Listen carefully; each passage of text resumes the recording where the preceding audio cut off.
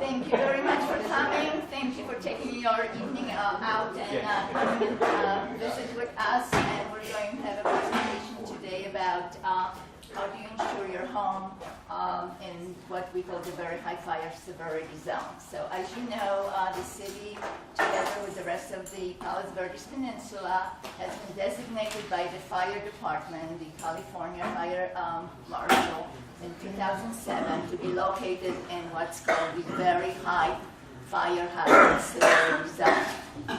That means we're very prone to fires. And there are other hazards in the city as well, and the peninsula. So since that time, and actually before that, the city was very proactive in trying to come up with ideas and programs of and educational seminars, as well as flyers about how to help the residents protect themselves from fires and what they can do with their residences and their properties to prevent fires, or to what we call fire fuel reduction methods. The City Council embarked on preparation of a plan. It's called the Community Wildfire Protection Action Plan. And these seminars that we have been having, and this is the fourth seminar in the last 6 months, are going to act as part, the information we gather from these seminars are going to become part of the wildfire protection plan.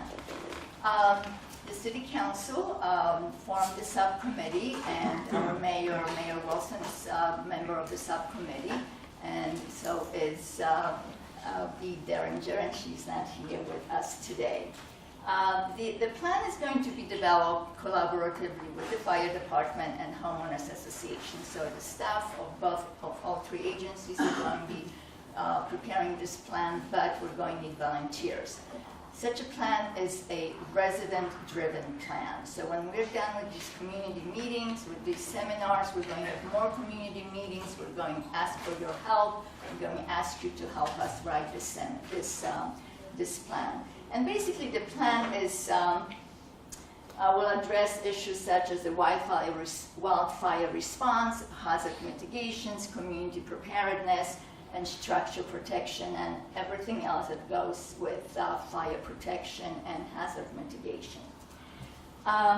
So this is our fourth of the seminars that we have scheduled, and today we are going to talk about protection insurance for your home, and Jay Lopez is our liaison through the fire department to put it all together for us, and actually he is the go-getter, and he is the one who basically said, you city need to have this plan, so this way the residents will know what to do. Everything is going to be in one plan. We're going to get together with all the other stakeholders, like the fire, water department, Edison, all the other utilities. We're going to have meetings with them, asking them, what are your plans for protecting your facilities in our city? And all that is going to become a part of our plan. So you're going to take the plan home, and you're going to know who to call and what to do and who is doing what. And hopefully that will force you, or maybe motivate you all as residents to protect your homes and do things within your home and the property to be more fire ready. So with that, I'll give you Jay Lopez. Thank you. Yeah. Well, good afternoon, everybody. Thank you for coming. We're excited to have you here. So we started with having the retired fire marshal from the city of Rancho Santa Fe come over here, talk to you, and talk about the structure itself. And then we had somebody that came over and talked to you guys about the landscaping around your home. And then we had somebody that took an existing home and made it in compliance with the latest building standards, which is only for new construction. And she talked about her trials and tribulations, how she went in that. But then a big component of all of this is your insurance. Because what does this do for your home being safe? And what does this do for insurance? And the insurance have some requirements that they have, and we have some requirements. So that's when we can put all this together. So we don't charge, they do. But it's a expense that we all need. You know, when you have a car accident, you have insurance. is the best thing that you can have. When you break a finger, you have insurance, the best thing that you can have, you know. So it's part of doing, living in the United States, part of living in Southern California, part of living in Rolling Hills. I want to really thank Mr. Jury Lee and her staff and Farmers Insurance for stepping in. We were going to have a speaker that she's busy with the fires up north, so she couldn't come down here. And you took the time to come and speak with us. We'll have a little conversation and then a lot of questions. So, Jury, all yours. Thank you. Thank you. Good evening. Jury Lee with Farmers Insurance. I brought my associates, Carolina and Jocelyn. We're going to talk about insurance. So how many of you have farmers? No, I don't. Maybe. How many have State Farm? Okay. And then Allstate, Liberty Mutual. Different insurance companies nowadays have different standards for insurance. With the wildfires happening right now, there's a few up north, there's a few down here, they're everywhere. So a lot of the insurance companies now are no longer doing fire insurance. So what they're doing is working with California Fair Plan. Has anybody heard about? Okay. So California Fair Plan is not a state company. It's not an insurance company. What it is a pool. It's a company that all the insurance company put money towards to help you if there was a claim. So what we're doing now, what the insurance company is doing now is not insuring the fire portion. So in your area, high fire areas. So now California Fair Plan is taking over. They're taking over the fire aspect of the insurance part. Letting go of, like, Farmers no longer does high fire areas here. It's very expensive. I think last year we paid over $200 million in insurance claims. So a lot of the insurance company, Allstate, doesn't do it anymore. We want to make sure that we can still pay for the other stuff that happens in your house, like the water leaks or water breakage from your pipes. We want to make sure we're able to pay for that. So now we use California Fair Plan to insure the fire portion. What they do insure, if you look on the inside page, it has the California property insurance. It's in your folder. What they cover is fire, lightning, smoke damage from the wildfires. You may not be close enough to have your house burned down, but there's always smoke damage from the fires nearby. They also cover internal explosion. And is that it? Okay. And you can also have windstorm, hail, riot, civil commotion, volcanic eruption, cover under California Fair Plan. So they cover a number of things. They only cover fire. They don't cover anything else. They don't cover water. They don't cover theft. They don't cover anything but fire. The next page, we have the farmer's insurance. And what farmers will cover, since now California Fair Plan is covering the wildfire portion, they'll cover accidental discharge or overflow of water from your pipes. So you come home one day and your whole house is flooded. Farmers will cover that. They'll also cover additional living expenses that happened by a cover claim. So those are the items that farmers covers for the areas that are prone to fire hazard. Okay. On the next page, this is the most important that we want the customers to look at, inspecting your home. So there's a lot of trees, heavy trees in this area. How many of you have big trees in your backyard? I'm sure a lot of you guys do. We like to see trees away from your house, at least 100 feet away from your house, or not crossing your property line. We want those trees away from your house, just in case there was a wildfire and the ambers are flying around. We want to make sure that the trees, the leaves, don't catch on fire and then get on your roof. We want to make sure that branches and leaves are not overhanging your roof. So if you have heavy trees in your backyard, we want to make sure the branches are cut away from your roof. Wind and ambers, they fly, so we want to make sure that those are cut away. What else do we look for? Dead or dying plants, shrubs, and bushes, we want those away from your building too. So anything that is dry, we want that away, at least 30 feet away from your building. I know some of you might like designs or landscaping around your house, but we want to make sure that's away from the building. It's not touching your building because we don't want fire. What else do we look at? We look at your gutters. We look at leaves that's falling on your roof. We want to make sure everything is away from the house. If leaves fall in your gutter, we want to make sure that's gone because ambers fly and that will make your house catch on fire. So we want to make sure that goes away. What else? Propane tanks, barbecues in your backyard. We want to make sure that you keep the propane tanks away from your house in case the ambers fly and it causes explosion. We want to make sure that's away along with the whole barbecue set.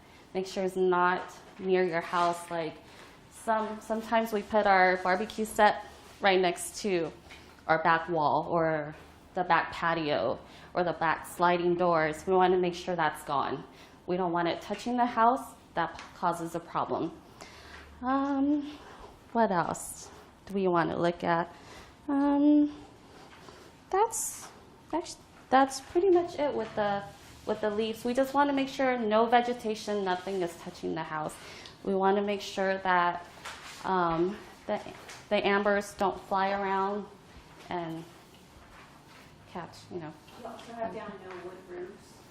No wood roofs. Most of the California homes don't have wood roofs. We have shingles, we have tiles. Wood roofs cause a problem.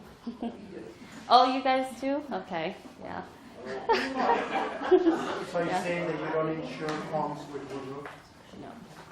No, we don't insure homes with wood roofs. What if an accessory structure, like there's stables and stuff up here, if the stable has a wood roof, would it be covered? That would be, well, farmers won't cover it because farmers won't cover the what? Farmers won't cover it. Right, So, yeah. and- It would be California Fair Plan. Okay, the California Fair Plan is okay with Mhm. wood shade? Yeah, they don't have a problem. But there is, the more issues that you have, more expensive it is. Right. So are you saying that many people are unable to buy fire insurance in this area and all they've got is this kind of very ancillary coverage, but if their house burned down, they're uninsured? So more and more insurance companies are dividing their coverages. So for wildfire areas, they're using California Fair Plan for the fire portion. And Okay, what are the coverages that you get under the fair plan? fire, that's it. That's all they cover, fire. They don't cover water. They don't cover. So could you maybe be specific and talk about specific companies rather than the generality of more and more? So for example, your company obviously covers comprehensive. Right. State Farm, comprehensive. If you know of exceptions, that would be helpful. But I think where Dawn is coming from is that the information you're providing is somewhat concerning to people so that they don't have a full picture. If you Right. have actual specifics, that would be more helpful than saying more and more some companies are dividing out their coverage. So I understand. So Allstate has not done fire insurance in California, at least for 5 years. Farmers started, I want to say 3 years ago, not insuring wildfire areas. That's news to me, because that's my company, and they haven't notified me that they're not actually providing me with coverage. Right, more, you might have been with farmers for a while, so your grandfather didn't. So some farmers, yes, new customers in the last 3 years, 4 years, are seeing the divide. So, yes? So the California Fair Plan, is that kind of like the way earthquake is insurance? Yes. Earthquake insurance is set up? Yes. Okay. That's exactly how earthquake insurance is set up. It's through California Earthquake Authority. So earthquake isn't covered under your normal insurance. Now, this list of inspecting your home, this list of things, is that specific to farmers, or is that specific to California Fair Plan? That is standard across the board with all insurance companies. That's what they like to see. Like to see. However, you go to the California Fair Plan, and I'll provide the link to the city. In there, they tell you exactly what they're looking for, and the more issues that you have in your property, the more expensive your home insurance is going to be. Is it a high deductible plan like the earthquake plan? No. It's 30%. No, they start at 500, they have 1,000, 2,000. So there's different deductible And is it the options. same guaranteed replacement cost, that kind of stuff for the fire? They do have, yes, they do have replacement costs, yes. But your insurance company would notify you if and when they drop, the fire. So I have insurance through Geico. Yes, Would they notify me that they no longer could fire? yes. They wouldn't just automatically drop it? No, they're required by law to let you know, at least. They usually let you know 60 days in advance that your insurance will be canceled. If you've been with the insurance company for a while, they usually grandfather you in.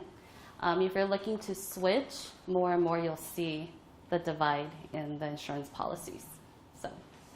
So what would be the difference in cost between his policy that was because he had a history with the company and this fair plan policy that would be forced placed? He'd have to place that on there because he didn't stay with the same company. What would fair plan's premium be as compared with his current premium? It depends on the reconstruction costs. So what that means is the cost to rebuild your house. That's the same thing that he's got. I hope everybody has cost of replacement in accordance with code, because that's my house burned down in 1973, Right. right here, and I was the only person that had cost of replacement insurance. The only reason I had it because my loan was in home savings and they made me have it. Correct. Mm-hmm. But the point is, if you have a bank loan, the bank is going to make sure that you have fire insurance to cover the potential loss. Yes. And so, are they going through are the banks able to get coverage for their mortgagees through policy relationships that they have, or do they have to go through the fair plan here? So when we run quotes for clients to figure out the reconstruction costs, we have a calculator that's built into our estimation. We call it a 360 value.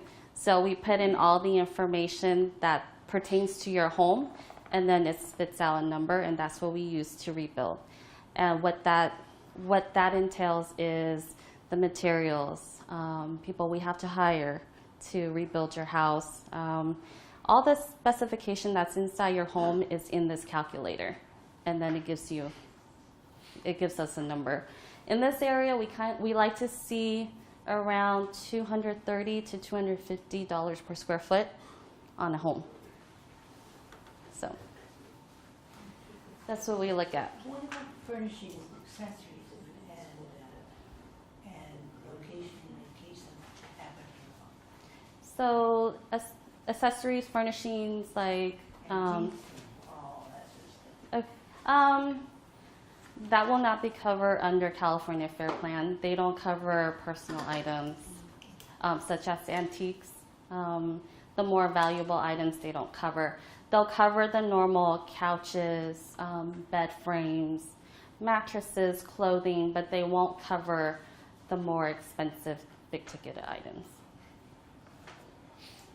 So that's the unfortunate thing about having to do insurance with California Fair Plan, because it's they don't cover the. You can't get a rider? You could probably get a rider. There's probably companies out there that will do the rider for jewelry, for arts. We always recommend that. That's separate than California Yes. Fair Plan. Yes. California Fair Plan won't give you a rider. No, California Fair Plan will not give you a rider. Will farmers give you a rider? No, farmers will not give you a rider. It would be an outside company. It will be a third party. So, in essence, what you're doing is you're dealing with farmers, you're dealing with California Fair Plan, and you're dealing with a third party outside Right. rider. Yes. Eventually, if you're not grandfathered in with older. Right. If you're not grandfathered in with the older company, or if you don't stay with your existing. Some insurance companies will actually, as part of their policy, will agree to send out basically a private fire company, is what I call it. You're aware of that? Yes. So the California Fair Plan we're talking about, that only applies to high fire risk areas such as this? If you were in a tract home in Torrance, we wouldn't be talking about this. So California Fair Plan works with high fire areas. They also work with houses that can't be insured with regular insurance company, maybe because something's wrong with the roof. They work with homes that insurance companies won't accept. So it's like an assigned risk plan? I mean, is that similar to that? Yeah. So farmers will write fire insurance for low-risk areas? Yes. Like Torrance? Yes. Yeah. Normal areas, Torrance, Hawthorne. Allstate too? Allstate, no. Allstate has contracted third party. They're done. They're just totally out of the fire insurance. They pulled out of California. Okay. Yes. So who are the insurance companies behind the fair risk plan? Whose money gets spent when there's a loss? You The mean? state of California? You mean where? When there's a loss, let's take Montecito. Mm-hmm. Montecito had lost 4 homes in the fire, and then the debris flow and flood that came later did extraordinary billions of dollars of damage. Correct. The flood. Okay, and they're arguing that they're entitled to have their fire coverage cover their damage, because had it not been for the fire, there wouldn't have been a flood. But flood insurance is something completely different. Correct. And Flood. yet the insurance commissioner, I'm told, is forcing them to treat it as if it was a fire damage when it wasn't a fire damage, which is extraordinary liability. Right. And then everybody's going to sue Edison. So things are very complicated. It is. It is very complicated in Montecito. The fire portion obviously is covered by the individual fire insurance company that the home is insured under. The flood insurance is a whole different. I know that. From It's separate policy. From what I understand, you're saying California Fair Plan, the money comes from various insurance companies. Yes, there's a list on the website. I didn't download it, so there is a list on their website that you can look at. So if I jump in there, you do insurance business in California, you are, I don't know if it's obligated or encouraged, but I think it's obligated to put money into the California Fair Plan. Fair Plan, which is a consortium. So Allstate withdrew from California, so they're not putting any money in, right? Yeah, well, and then, after 1994, 20th century, what that was the name of that one? 20th century, something like that, also called out. So, yes. So you have a current insurance company, and I do, and you have your policy for a long, long time. More likely, you're okay. It's all the new purchases that they're reviewing.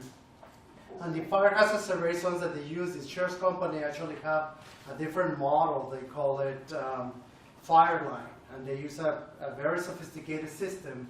And they not only look at the hazard of your home, they also look at the what they call the risk.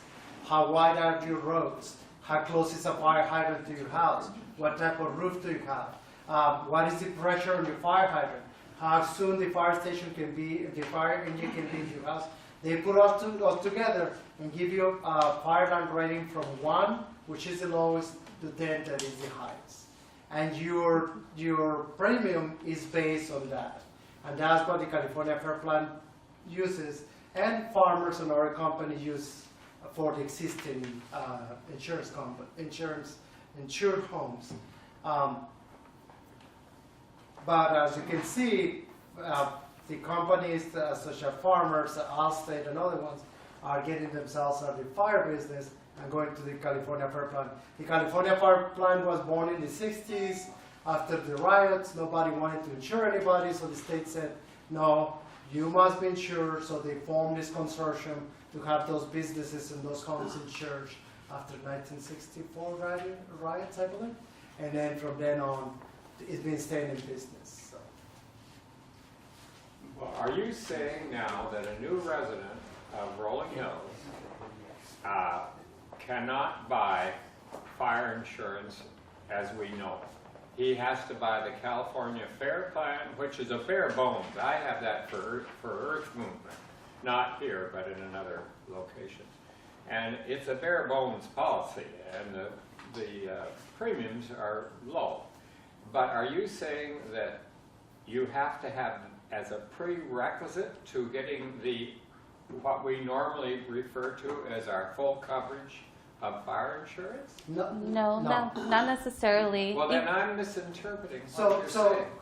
what we're saying is that you can shop around, but there's some companies that are not doing business, fire insurance business, in those areas that are. And farmers is one. Yes. Farmers Okay, as well. all right. And Allstate is another. Well, yeah, but farmers is one. Not open, but I highly encourage you to call around and find out somebody that might be able to do it. So you get to a point that you have insurance, then that's when you go. Fair Plan should be your last resort after you exhaust much, but that seems to be the way it's going. And keep in mind, These other things that you mentioned here, jewelry protection and getting somebody robbed your house, those are really incidentals.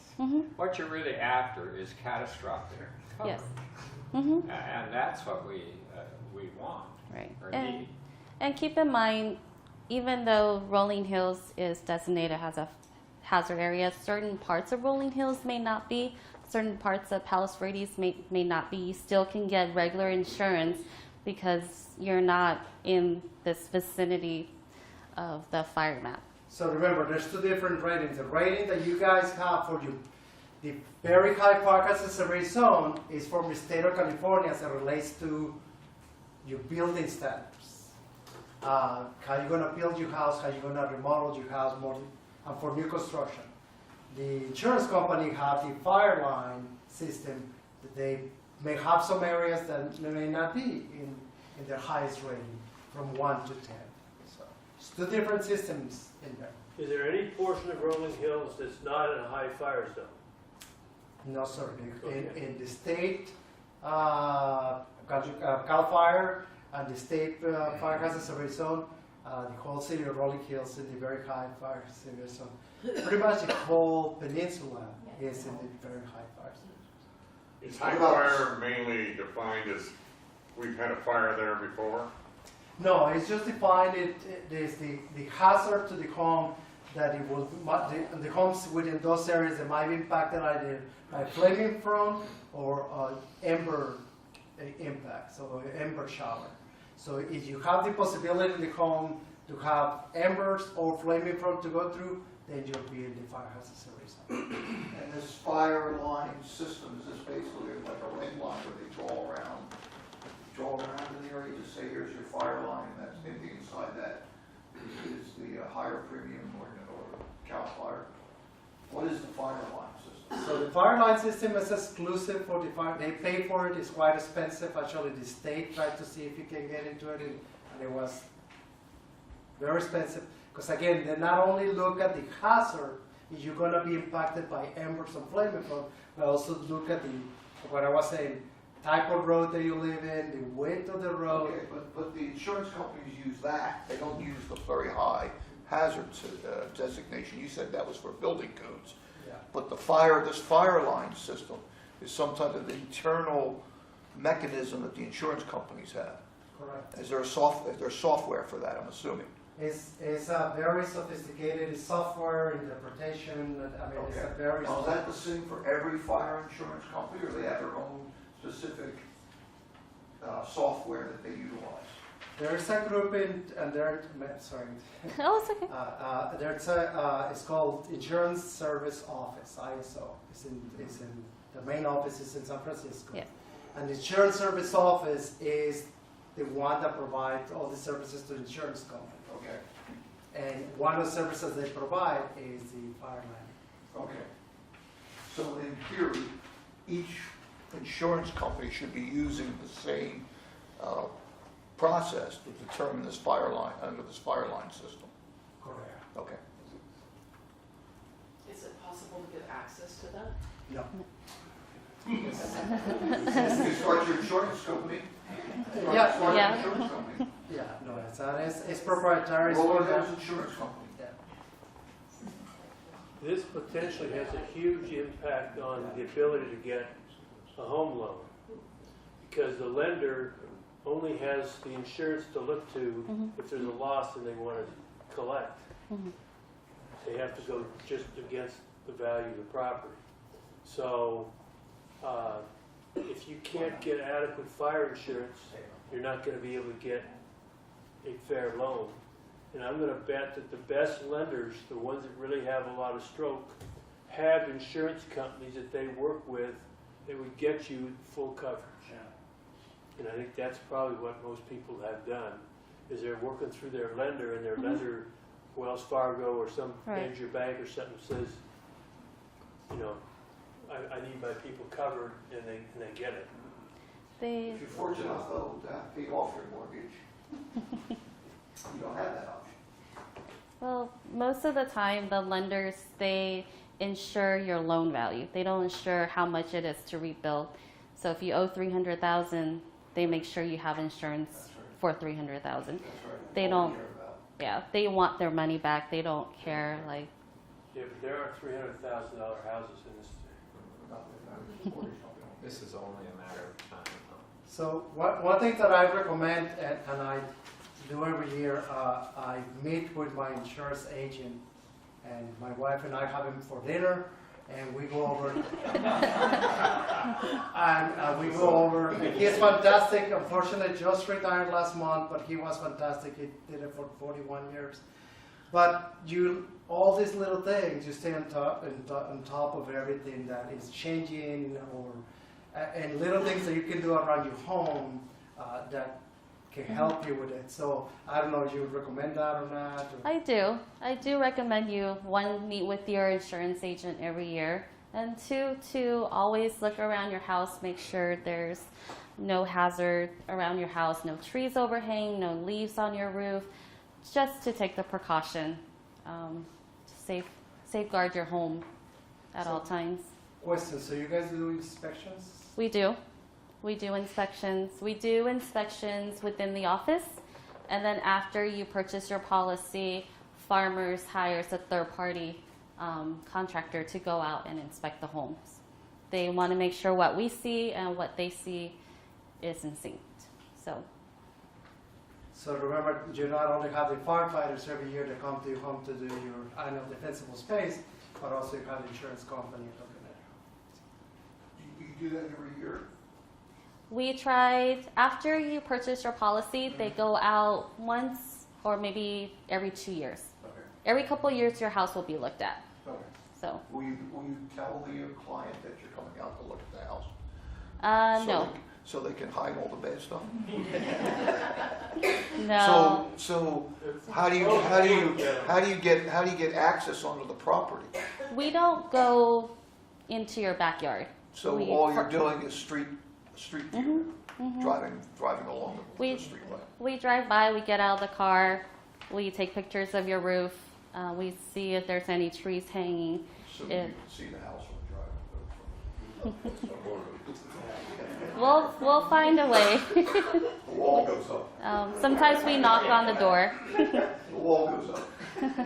Well, you know, and I know that the fire line, because they have been very, we have meetings, the fire department have meetings with the people that make the fire line, or have the fire line program.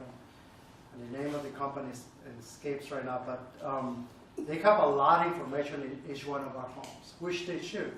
So they know exactly, so when the person goes out there, they know exactly what to look for, what kind of roof do you have, and the condition that it was, last time it was inspected and all that. So they just have to go through the checkpoints, but they do know quite a bit about your home and my home.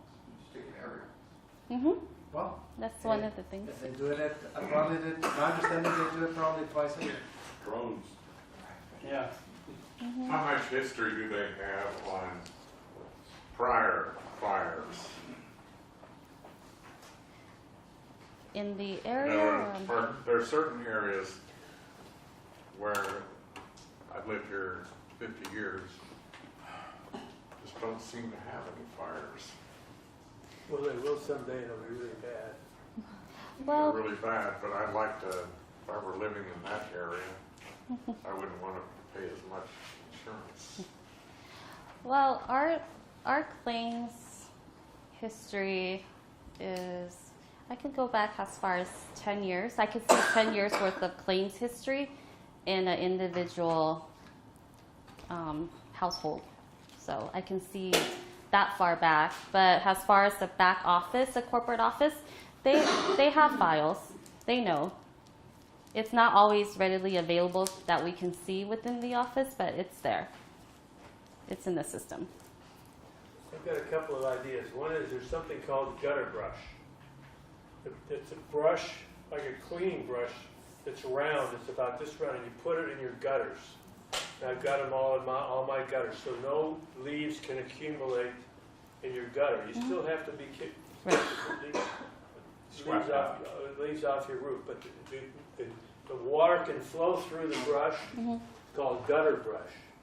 And and the other thing is, at least 3 people in our city have sprayed their houses with this fire defense spray. And I had it done. The guy takes a blowtorch and a piece of wood and has his stuff on there and puts the blowtorch like this for about 30, 40 seconds. And it lights up, and then as soon as he takes the brush off, it just goes out. Now, you said there's only a 5-year, maybe a 5-year life expectancy, but never apply. Don, did your insurance company give you a reduction in premium? I was going to ask whoever was here tonight whether or not I need to contact my insurance company. But my insurance is through Chubb with Travelers, and they haven't hassled me at all as far as any issues, because I've been there with them for years and years and years. So you haven't asked to see if you can get a premium? I'm going to. I've got it right on my list to do. Yeah. Okay. But I think you made a great, and wanted to go back to that, you made a great point a little while ago that you want to have insurance for full replacement of your home. Including code compliance, because, for example, our city has so many new code requirements compared to when we built our houses or had our houses, that if you don't come up with code, starting with yours. And that's something. Yeah, and that's something that you get when you sit down with your agent. That's how I do it with my agent. I say, hey, what if new codes are in there? But now it's going to cost you more for the windows, so we should consider that. Your insurance is going to go up, but now you know that you're covered. So. One quick one, when we rebuilt in 2002, part of the deal was my driveway had to be wide enough to accommodate 2 fire trucks side by side. And I have 2.5-inch water mains all over the property that any fire truck can come up to, plug into it, and turn it on, and they can fill their truck. But we are, quote unquote, a major staging area. And the other thing is, you mentioned Chubb. They were the only company that even talked to us about insuring the house. Not one other company would even talk to us, period. When was that? How about your, did How you long have a ago was loan? that? 2000, we must see, well, we were 2001, 2002.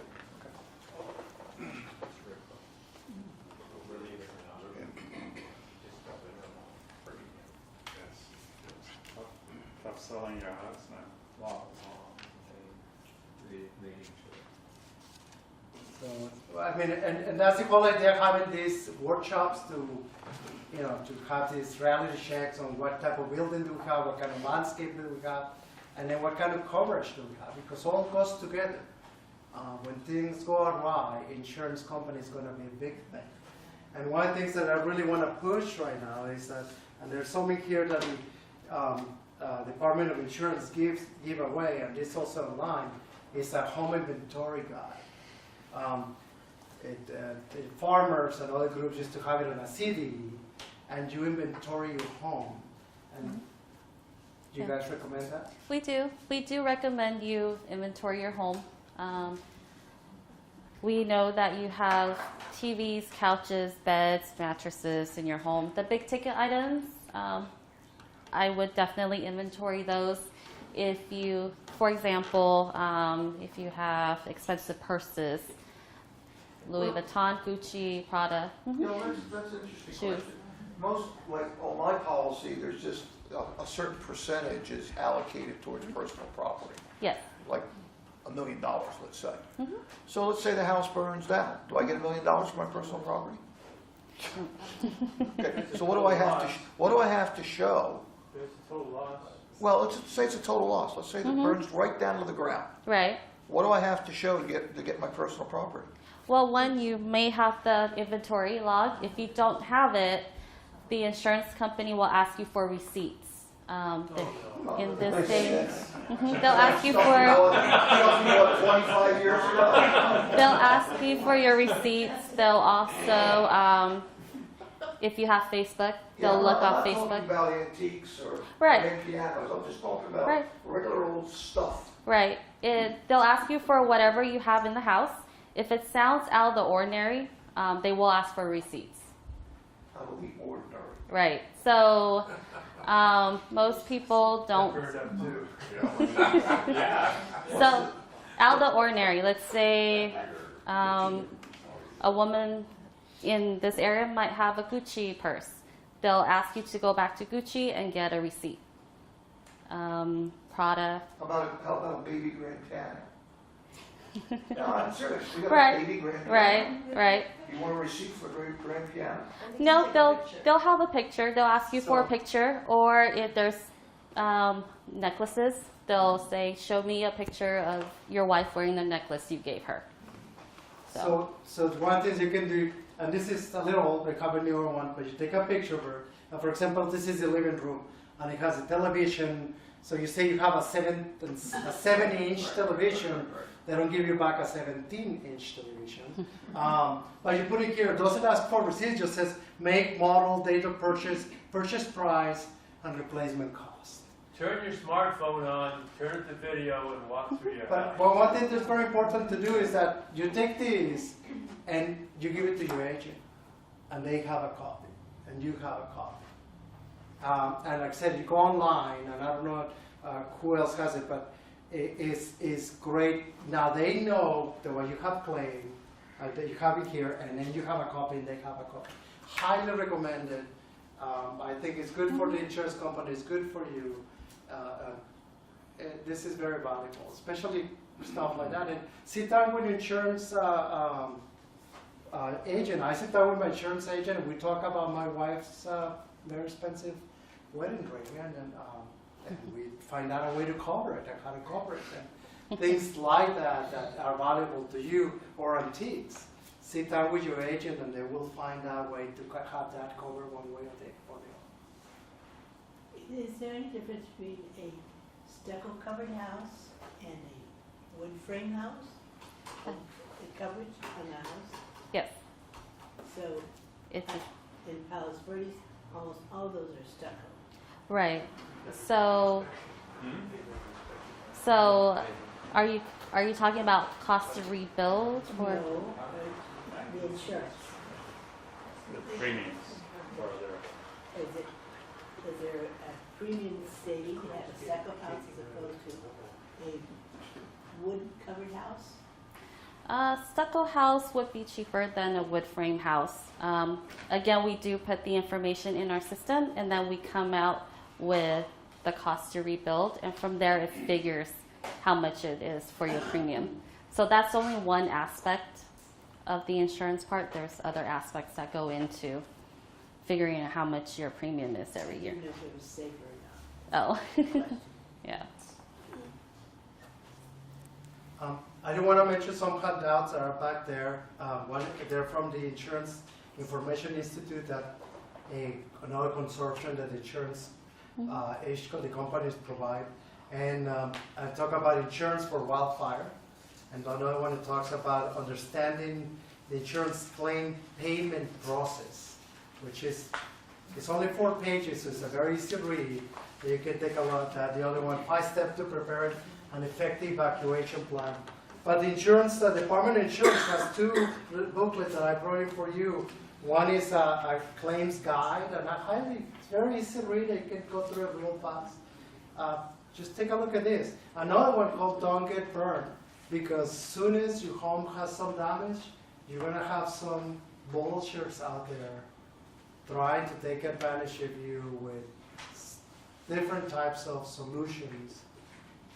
And they will do it for you, and then we'll try to get it out of insurance to pay them to resolve your problem. And it's also just a very few pages. Highly advise you who you're going to hire, who's going to come to your home. There's unfortunately quite a large number of people that are looking just for ways to take your money and give you very little back. And So we did have, in 2009, there was a fire, and we did have people who were posing as insurance agents coming and wanting to go door to door, or people who said that they were contractors who were sent by the insurance company to assess a property and make repairs. So are those the types of scams you're talking about? Yes.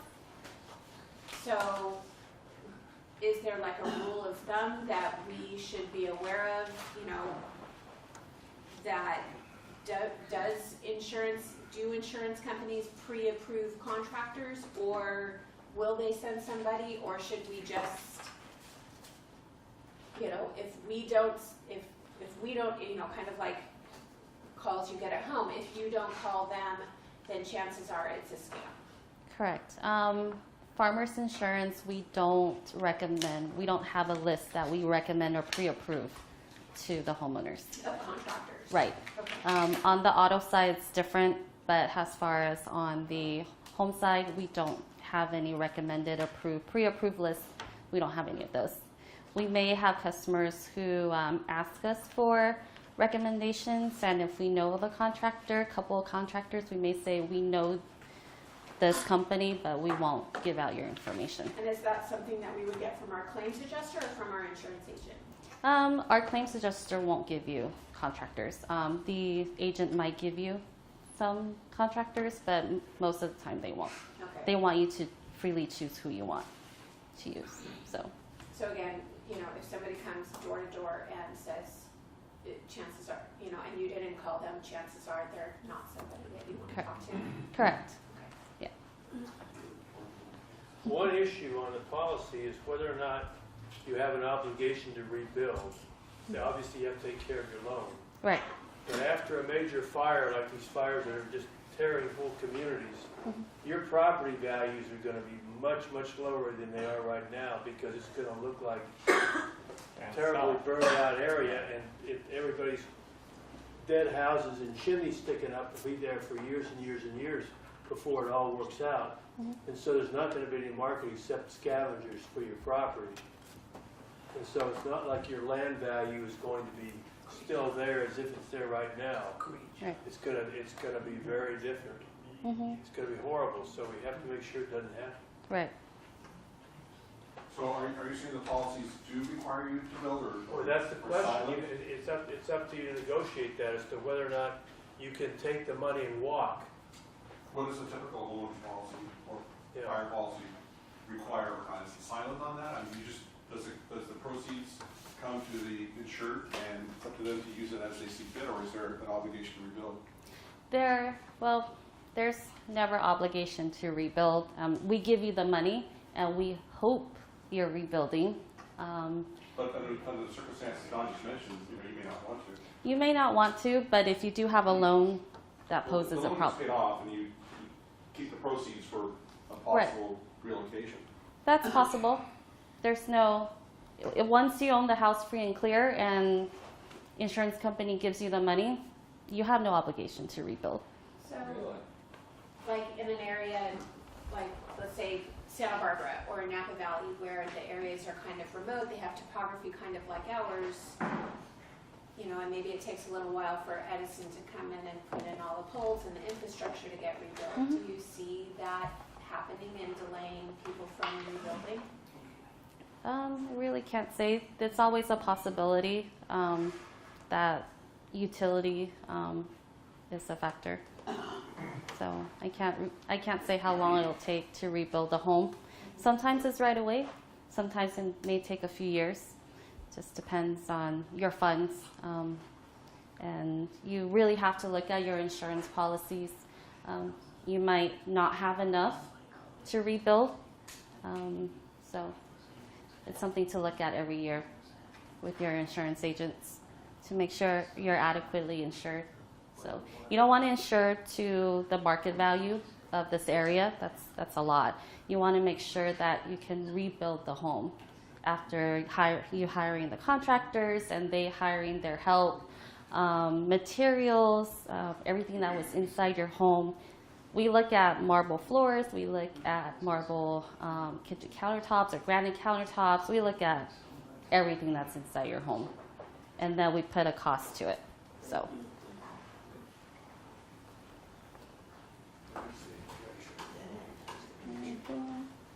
So it's not all gloom and doom. It's about being informed. It's the most important part. And always money is, those are the difficult conversations that we should always have. And insurance is a big part of it because returning back to your normal life, I did get to spend some time with some people that lost their home. And I asked them, what's the hardest thing for you? So the hardest thing for me is that they said, for example, oh, I just go to my computer and I don't have a computer anymore. Oh, I'm gonna go somewhere, I just go get my suit, my favorite suit, and I don't have that suit anymore. And just adjusting to the laws is difficult for them. But having a plan and sitting there with the insurance provider, walking all this stuff, they have a plan before it happens. So when a replacement to have, you have what you need, and you're not dealing not only with the loss but surprises is very important. So part of being fire safe is also thinking about what's going to happen if unfortunately a fire happens in your home. That's part of fire preparation as well. We don't want to break a bone, but it might happen one of these days. So the hospital have a plan how to get us better. We should have a plan how to get our homes better, working with our insurance company, do that. So they're very important. So I cannot stress enough to get those handouts out of there and take them with you. This also will be part of the CWP. Of course, we cannot endorse a specific company because everybody has other stuff, but Kristen? So, Jay, I mean, everybody here is interested in protecting our homes, and so, I mean, as a fire official who's seen a lot, especially in the last couple of years, what's kind of the number one thing that you've seen that people, or you would recommend, if everybody in here could do one thing, or plan to do one thing to protect their home, what do you recommend it is? Well, the fire hazard, it all depends how the fire is going to come to your home. Is it flaming front or embers? But we know that we lose more homes to embers than anything else. So anything that it can be cashier's met to receive the embers, you should be taking care of. And it may not be that huge tree right next to your house. It might be that bougainvillea you have ignored for a while. That is kind of underneath it, the single pane window door or the siding of the house that is wood. things like that. The only thing that you can do is sit down with your insurance person and go over that, because they will come and visit you.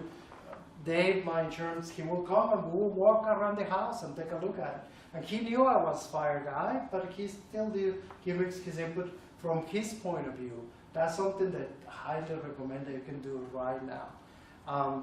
And also take a look at your house. One good thing is you're gonna change in your house, not only the windows, but your vents. You can invest a little money to replace your vents. That's a good way to start. What kind of vent would you suggest? So there's, in the first workshop that we had some vents right here, which will have some suggestions in the CWPP, but baffle vents. And baffle vents, if you ever go to a restaurant, you can see them right above the kitchen. It looks, two pieces of metal put this way and another one. And when it does happen, the embers go in there and they bounce around and they break into pieces and do not go in there. So baffle venting is pretty good. Cannot be used in all the places of the house, but there are type of vents in there.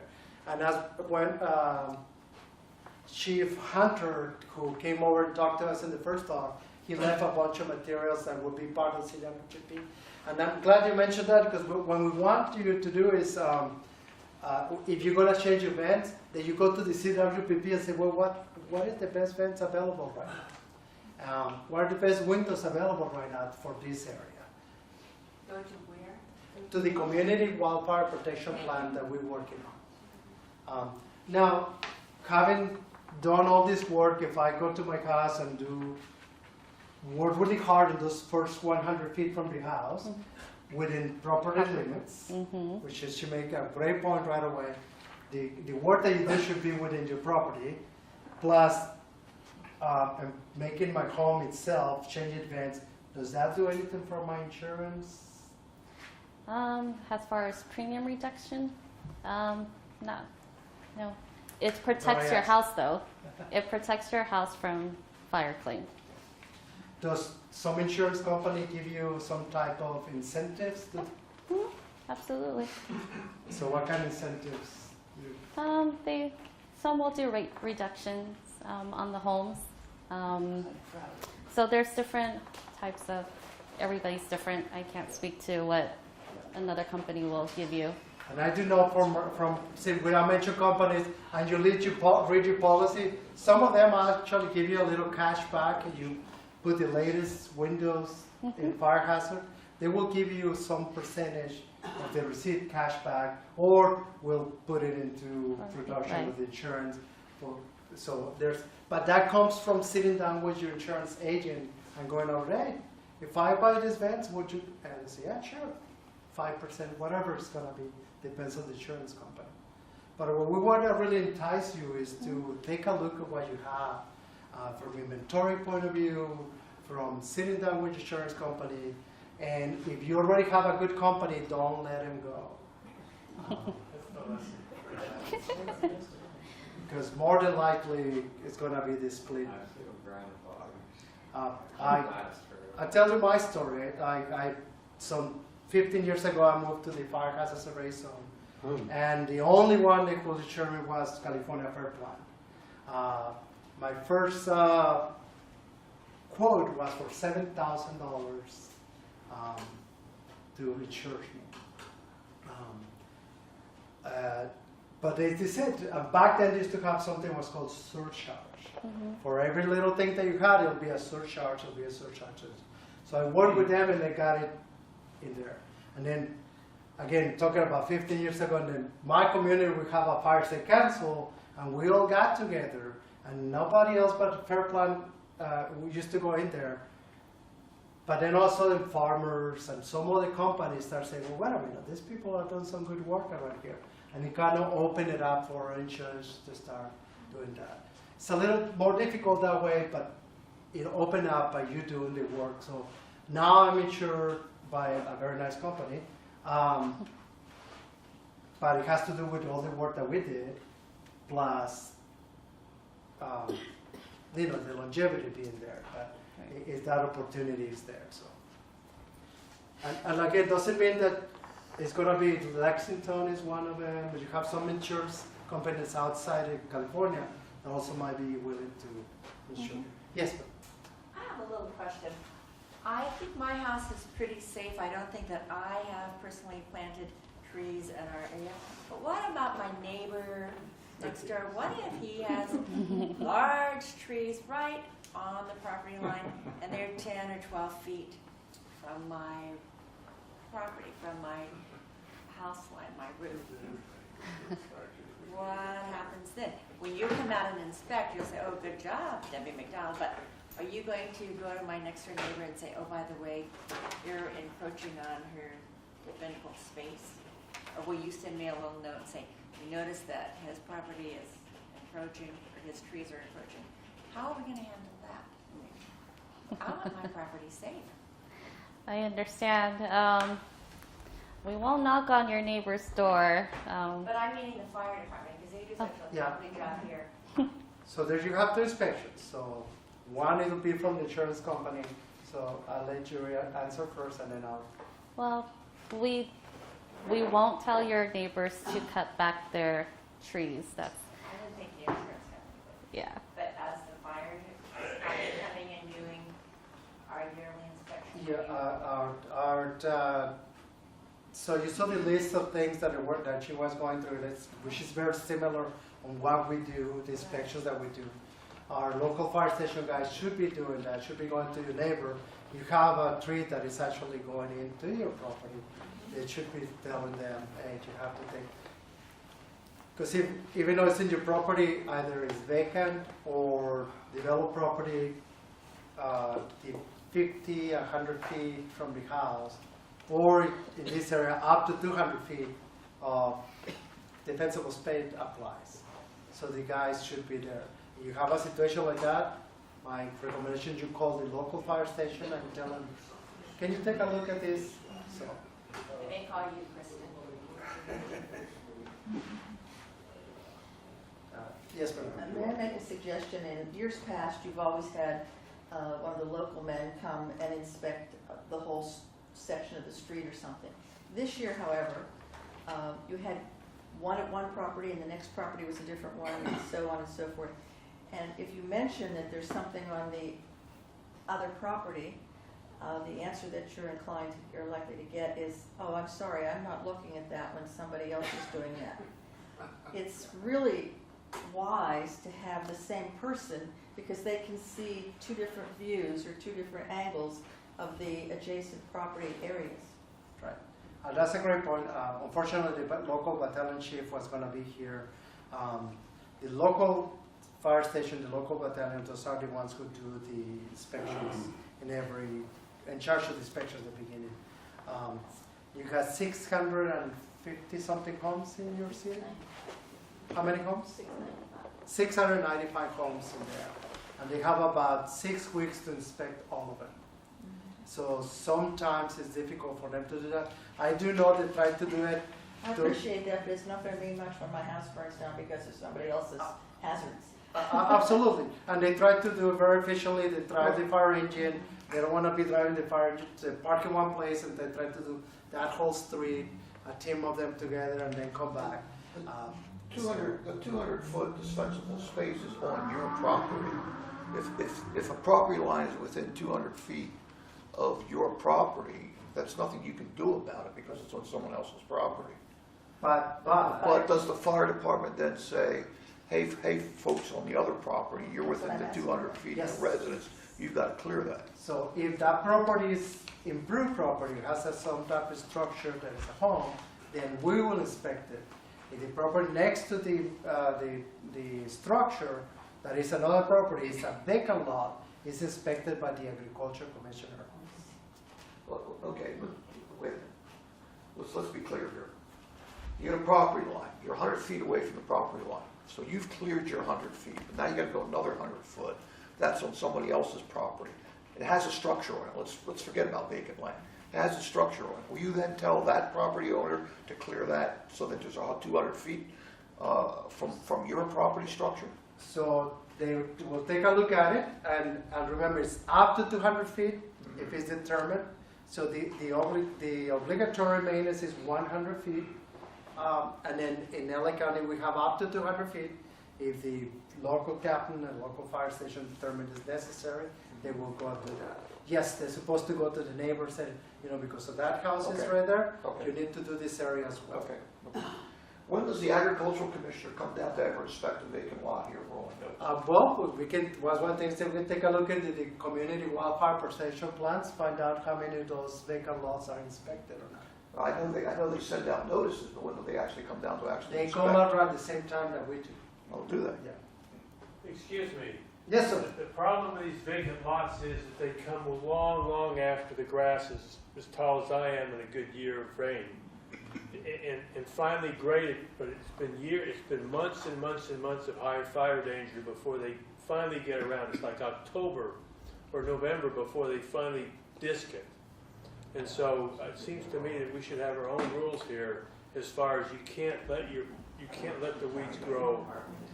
So I'm glad you mentioned that because some of the things that weren't mentioned by your city manager was that we're gonna get all the stakeholders, all these different group of people having there, and we're gonna sit down. We want your input, and we'll bring somebody from an agriculture commissioner office so they can hear it directly from you.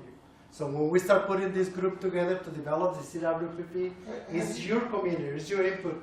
We will bring the representatives in here, sitting down with you, and we can express that. I've never seen an ag commissioner guy come out to inspect a vacant parcel in this. There you go. Maybe we I got a can. vacant parcel right below me. So I've maybe we seen can. your folks come out, Yeah. and they're the ones that told me what's vacant, so it's not our jurisdiction. Well, they have a smaller car and they have a different uniform. I've never, I work for the ag department. But that's something probably we can work with the city to say our inspection time from my commission it will be from here to here, so the city know when to look for them. Yes, sir. But you could check the gates, they never came through the gates either. Good point. Okay. Many of you probably seen that I've done a massive tree removal on our property. My west side, Steinberg's and I are working together. We are now doing final cleanup and the new landscaping. South side is completely cleared. East side is Cal Water, Edison, cable companies. I've had 3 inspectors come out and look at the mess over there, and they all say it is a nuclear bomb ready to go off. I'm sure you've been over there. I've got stuff that is less than 50 feet from my house.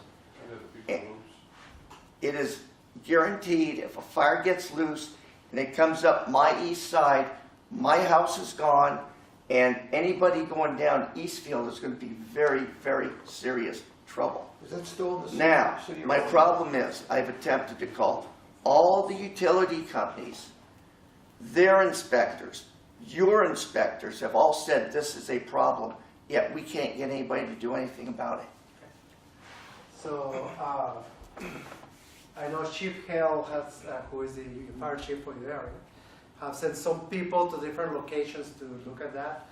We'll pass it along to him. So if I can get exact location where this is at, we'll make sure that Chief Hale has it. And like I said, the local battalion chief was going to be It here. is a nuclear bomb ready to go off. Is that in the city of Rolling Hills? The problem with that is it's over on the water company's property. Okay. So it's outside of the city of Rolling Hills, yet it is endangering the city and its residents. Let's get some information from you. I'll make sure that it goes to, and we'll follow up. Okay. Any questions, more questions about insurance? Has it changed your mind a little bit on how, we need to look at all sides. We need to look at the side of happy and not having any issue with fires, and also the sad side, which what happened when fire gets here and we lose our home. They have a great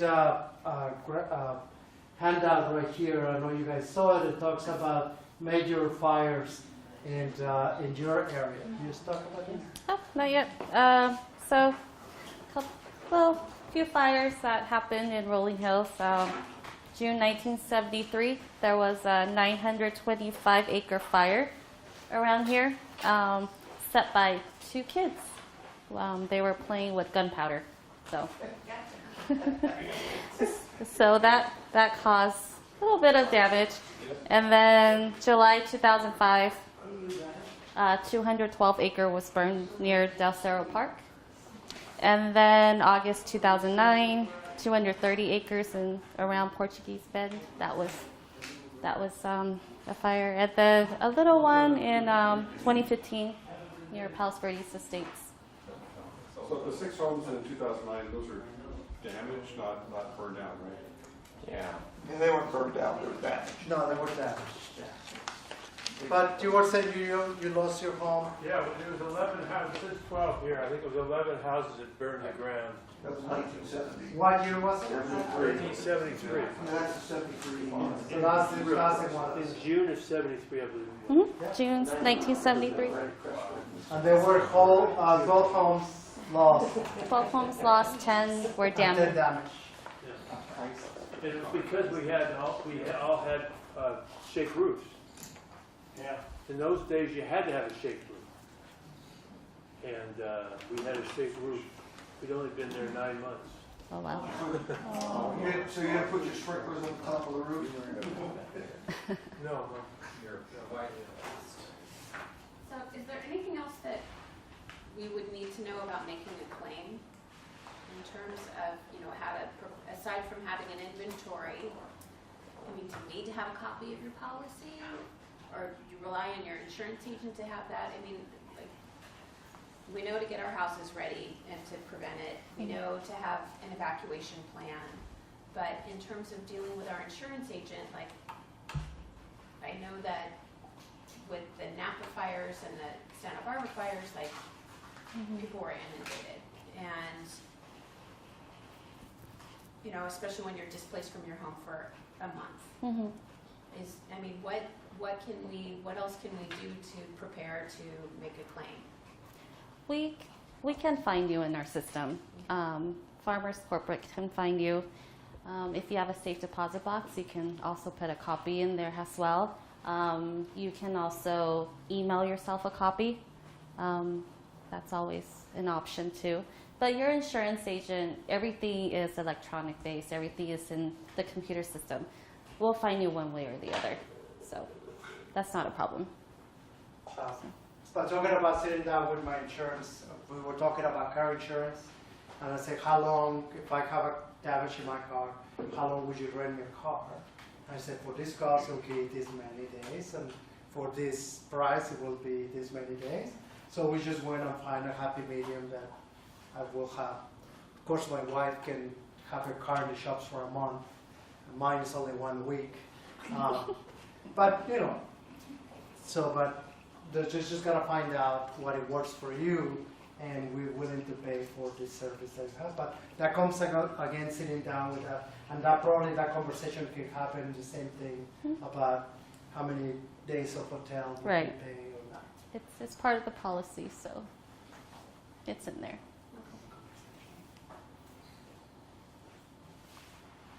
My handwriting is actually really. Mine is atrocious. So we're gonna have a quick thing where we do have at the end of each one. Although we have any more questions about insurance? Do you guys found this beneficial to you? Yeah. Thank you for coming and making the time. So at the end of the day, we do a quick assessment, and we just write a few things that we would like you, or you guys would like to see the CWPP or something that we should consider for the community wildfire protection plan. And then you get to vote. I'm glad you have those. You get to vote with those. But thank you, Kristen. My writing is horrible. My spelling is even worse. So do you want to tell us a few things that we should consider for the community wildfire protection plans or for the discussion of fire? Not only what we learned in the last 3 or 4, or this is the 4th workshops, but also mostly what you learned today. Something that you want us to consider that we shouldn't lose track of. I've got one. If there's a lot of emphasis on trees in this community, there's a lot of feelings going back and forth, but one thing we could do is as the trees that are in the easements we could trim them properly. Set up so that the eucalyptus and the other major trees that have an awful lot of vegetation and a big fire risk if the fire got in there, make sure you trim them way up and manage the street trees, the trees that the community association has control over. Trim them back, take care of them, and if there's any that are dead, take them out. Defensible space is a whole year round. Actually, in the last 3 years, California has had a fire, a major fire, not super catastrophic fire, but a major fire every month of the year. In the last 3 years, every month of the year, we have a significant fire every month of the year. So this, from insurance point of view, from the defensible space point of view, is every month of the year, not only. Talk about trees and easement, clear all vegetation out of the vinyl path easements. Not supposed to have it in there anyway. That's what the CCR said on the vinyl path easements. Supposed to have any vegetation in it. Anything else? I'll take one of yours. Invite the agriculture commissioner to be on the table. Oh yeah, oh, sure. The agriculture commissioner should disc that the second it starts turning brown. The second it's finished growing. But the ag commissioner won't actually disc it. He's got to force the property owner to disc it. No. What happens? Well, there's all sorts of notices. You got to stay ahead of this. There's like 30 days, 60 days notice. But by the time the guy comes in with a grader, it's so late in the year that it has not been a fire safety. So are you saying that the ag commissioner, after giving proper notice to a vacant lot, will actually come in and clear that vacant lot? Yes, and lay in the property. Really? So in February 1st, agriculture commissioner and LA County Fire Department, we send notices to you and saying, we're gonna come sometime in May, and this area is June 1st. We're going to come inspect your property. And then it should be done by June 1st. But if it's not done, our commissioner and us will give you an extra 30 days to get it done. After 30 days doesn't get done, then we'll give you 15 days to get it done again. And after that doesn't get done, then we'll come back later on and do it for you, and it'll be in your property bill. Well, there's a vacant parcel in a gully below my house that used to be owned by the Thompsons. It's been foreclosed on, or sold out, foreclosed on and sold at property tax sales for at least 2 or 3 times. And I'll bet I have yet to see the ag commissioner come down there in a discer and disc that. So they do go by a declaration list, and the declaration list is, we take the declaration list to the Board of Supervisors and said, can we have your permission to go to these properties? And based on that declaration list, we send you the notice. If that parcel happened not to be in the declaration list, having them on the table, we can tell them, and then they can add it. Okay, so, all right. How do we get this on this declaration list, this property? Well, that's why we're going to invite them to come on the table, so make sure that you vote for that part. Okay. We were talking back here, and I said to you, I think this is such an important aspect of this whole thing. And the question came up as I looked around. Nothing but bright, nice people, and who loved their who loved their house, who loved here, because there isn't anything like this. Nothing. Not in Japan, not in Russia, not in anything you can think of. And what I would suggest is, wouldn't it be wonderful to have something right halfway up the hill, and then draw a turn around where a bright person like you can say, this part should be this it should be that. So it's not that you're unscrewing something, it's that you want to get them together, maybe a week, a month, or 2 months together, and say, we've had some meetings, and these meetings will say to you, don't allow a little fire starting. Don't do this. Don't do that. Maybe think about this. Maybe think about that, because they haven't. And you can say, later on you will be sorry, because this is the pearl of the whole beauty of this thing. So I think something can be done, and I think our people who sit over and get some people together, put these together, are already starting to do it. And it really makes all the sense in the world. Definitely can be considered. Real quick, Do you know how the agricultural commissioner people, do they disc on slopes as well, and how do they do it, and Well, what's the determination of yeah. how far down the gully they would go? That's a good point. So with the area that this disc, I believe, has to be a certain percentage of stiffness, and I'm not really sure, something between 10, until they will get into 15%, that's too steep. So I think somewhere around 10%, somewhere in there, but we can ask them on that. But if they cannot do it but with disking, they will do it with hand crews. I'm sorry, do what? The agriculture commission, they have their own hand crews, or We they hire, but they will whack and they will limb up and all that, or they hire a private company to do it, and the bill will go to the property owner, Right. and then it'll be lean on. Real quick, when I used to have the contract with the LA County Ag Department to do the disking, our requirements start March 15th. We had to be finished by June 1st. If we had anything left over, it was because the property owner wouldn't say, we're going to take care of it. And anything after June 15th, if it had not been done, they'd call us back in and we would do it. You make a great point. When we come and inspect your home in June 1st, we expect your home to be done by then.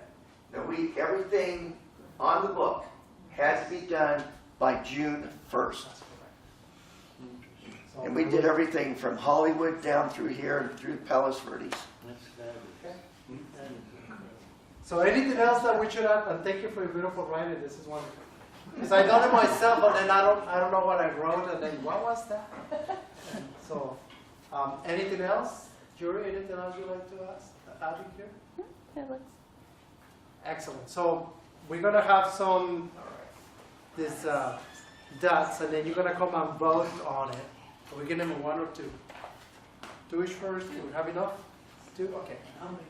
And then you come and put a dot on it or right next to what you want out of these things, and then based on your vote, we'll prioritize these items into the CWPP or the discussions that we're gonna have. I do want to take the time to say thank you to Jury and her staff. Thank you for coming over and Thank you for having taking care of us. us. Thank you. Love to have you more often here, and they do business in this area, so. I mean, you plan on these then, correct?